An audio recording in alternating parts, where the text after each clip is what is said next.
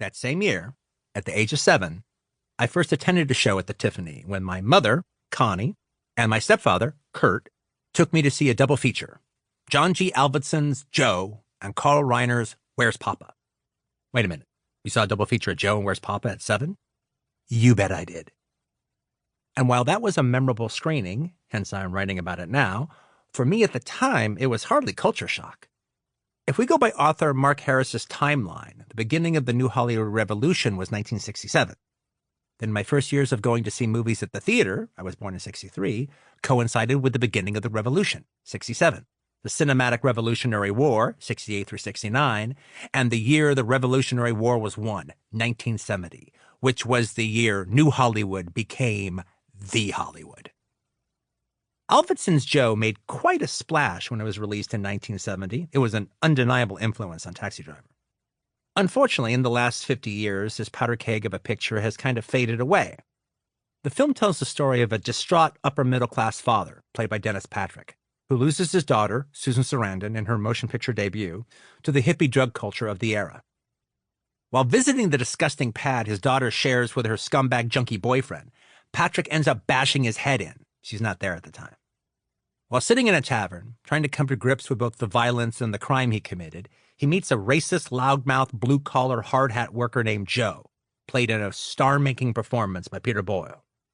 Joe is sitting at the bar, drinking his beer after work, carrying on a profanity-filled America, love it or leave it rant about hippies, black folks, and society circa 1970 in general. Nobody in the working-class tavern is paying attention to him. The bartender even tells him, obviously not for the first time, "Joe, give us all a break." Joe's diatribe ends with the sentiment that somebody ought to kill them all. The hippies. Well, Patrick just did. And in an unguarded moment, makes a barroom confession that only Joe hears. What follows is the strangely antagonistic yet symbiotic relationship between the two different men from two different classes. They're not exactly friends. Joe's practically blackmailing the anguished father. But in a black comic twisted way, they do become compadres. The distinguished middle-class man of the executive class has enacted the fascistic rants of this low-class, blue-collar, loudmouth slob. By blackmailing Patrick into sort of an alliance, Joe shares both the murderer's dark secret and, to some degree, the culpability of the murder. This dynamic unleashes the desires and inhibitions of the blue-collar blowhard and buries the cultured man's guilt, replacing it with a sense of purpose and righteousness. Till the two men, armed with automatic rifles, are executing hippies at a commune. And in a tragic, ironic freeze frame, the father ends up executing his own daughter. Pretty strong stuff? You bet. But what that synopsis can't begin to convey is how fucking funny the film is.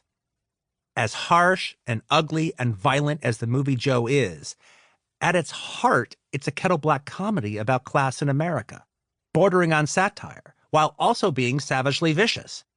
Blue-collar, upper-middle class, and youth cultures are represented by their worst surrogates.